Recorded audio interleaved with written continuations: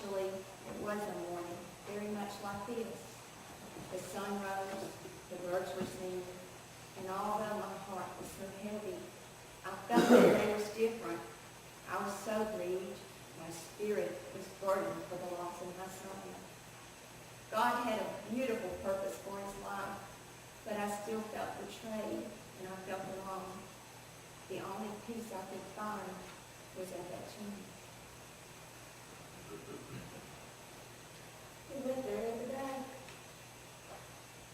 I just wanted to be there. Make sure no one stole his body. I mean, after everything had happened, you really couldn't trust anyone. Those who stood near him day after day, well, you remember, in the garden, and Judas, I don't think anyone of the faithful forget the day.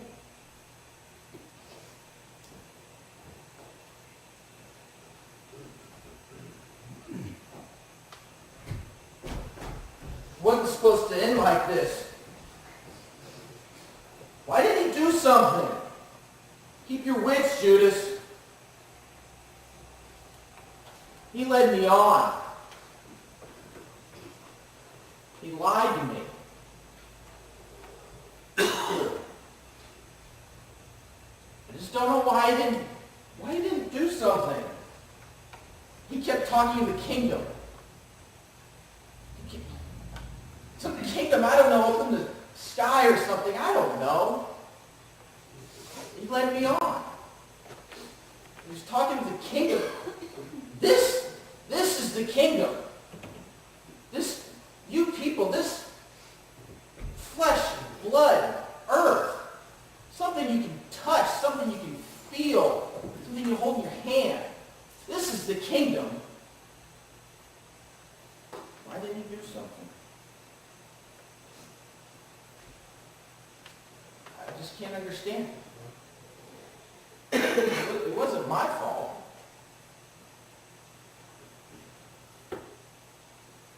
Why didn't he do something?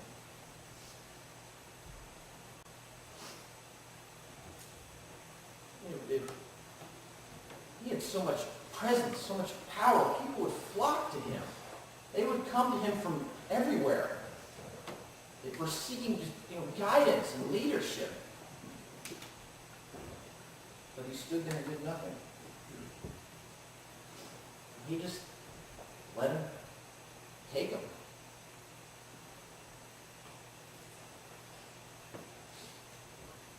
It wasn't about the money. It wasn't. I like money, but it wasn't about the money. I couldn't understand him because, there was so much we could do with all the money that we could have gotten. So many poor people we could have helped. When I saw that woman pouring that oil on his feet, that was a year's worth of wages. You know how many poor people that could have fed, that could have helped? But instead it was wasted on a man's feet. I don't understand.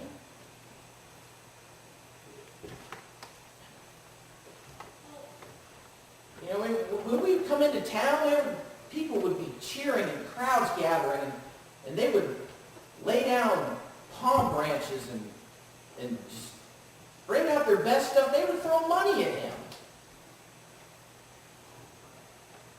But that wasn't important to him. That money we could have gone out and helped people. So I don't understand. All those people we could have helped. But he kept talking of the kingdom. Some big pie-in-the-sky dream, something I could put my hands around, something I could hold in my hand. I didn't understand.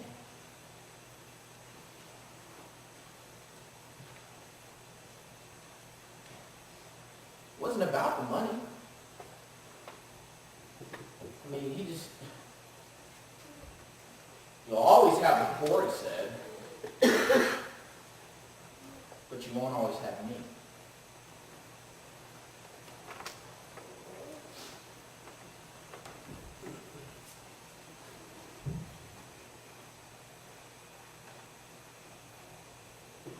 You know, it wasn't supposed to end this way.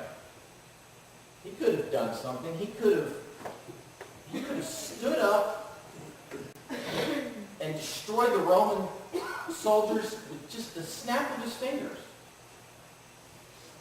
That's all he had to do, and it would have been over. I thought he understood. I thought that's what he was going to do. He said he was God. He could do that. He could just snap his fingers, and they would fall down and be done. But he didn't do that.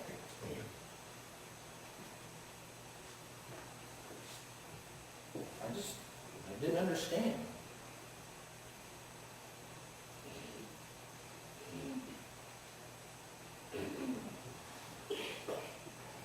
It wasn't supposed to end like this at all.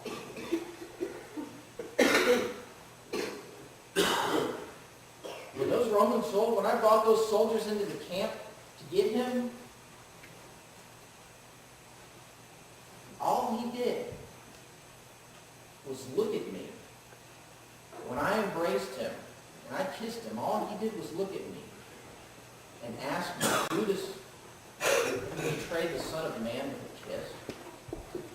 That's all he said. I didn't understand it.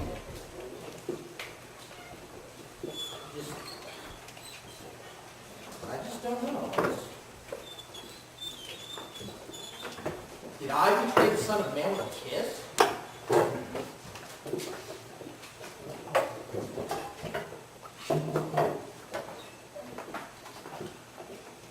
All he had to do.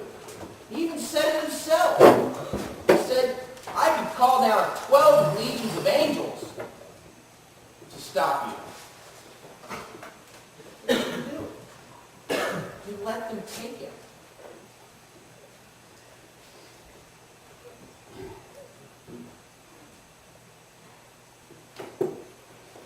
I didn't betray him.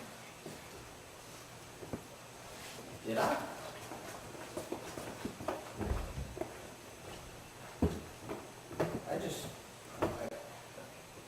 He could have done something to stop them, but he wouldn't do it.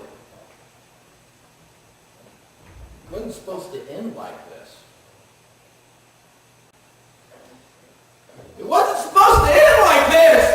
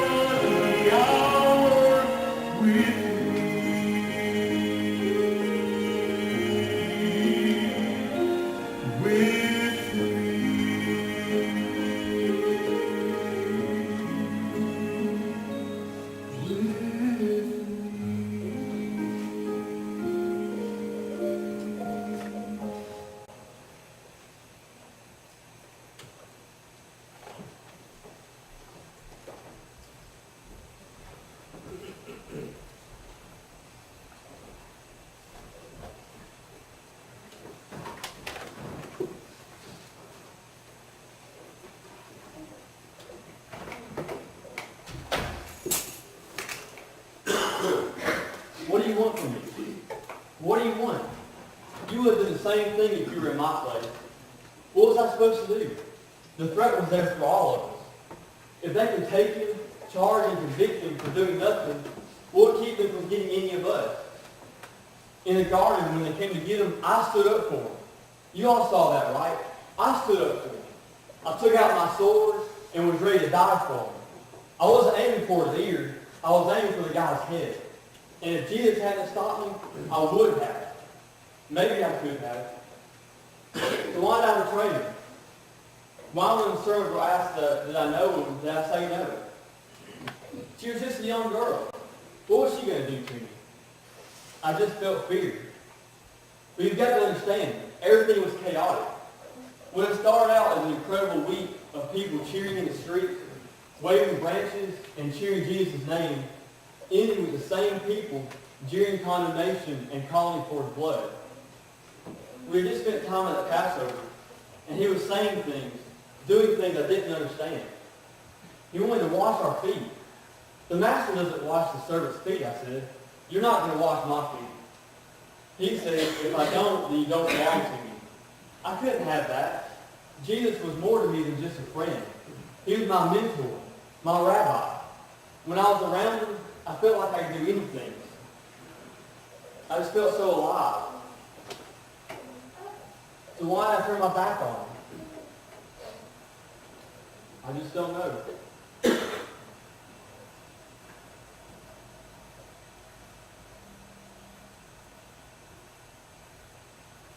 Just don't understand why I left him.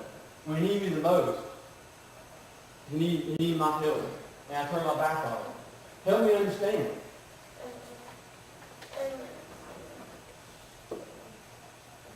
We had just spent the evening together. And we had dinner. He was asking us to pray with him. Pray for what, I asked. For what is at hand, he answered. I didn't understand. And then everything just went out of control. All of a sudden, the garden was full of people ready to arrest him. Soldiers, police from the high priest, there to arrest him for things that were trumped up. Judas was the one who led them there. I knew something was up with him. He was away from the group quite a bit. And whenever I asked him about it, all he could say was money business. And then at dinner, Jesus said that one of us would betray him. Who would betray him? We didn't know who. Now I know who. Maybe right here. You don't turn your back on a friend. You never turn your back on a friend.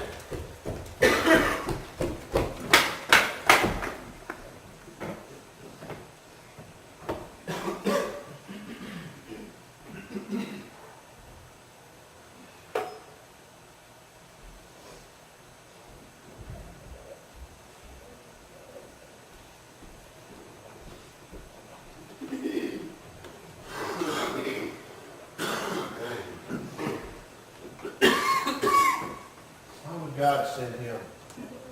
His followers insist it's true. What is true? Not always so clear. It says as elusive as liquid. Depends on one's perspective. His innocence was obvious.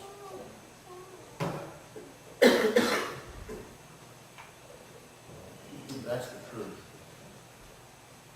But it wasn't to be. I tried to spare him off. I tried to make him see the truth. But he was sent to me. I didn't ask for responsibility. The high priest wanted him taken care of. What has he done, I asked.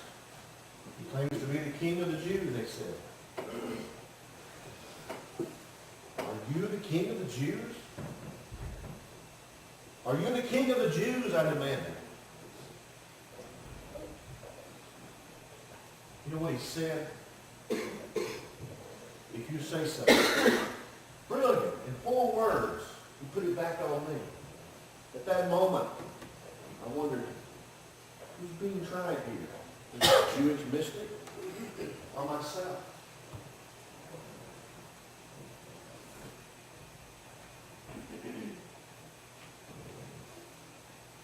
Normally I wouldn't have cared about one more Jew.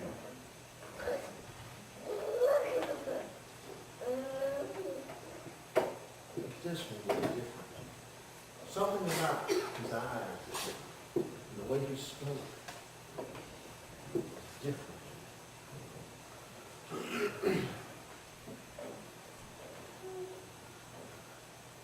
My kingdom doesn't consist of the things you see around you, he said.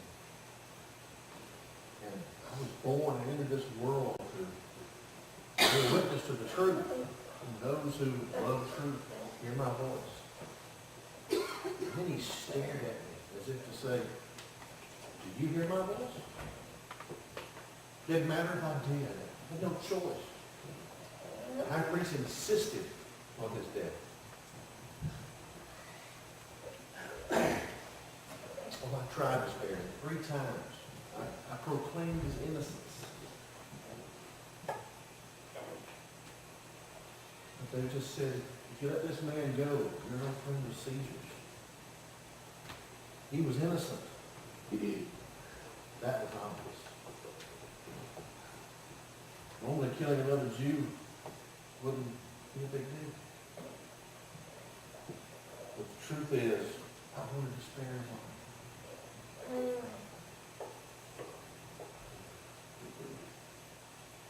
I didn't want to give the high priest any satisfaction, any idea that they had any power over me. But the truth is, they did. Then it dawned on me.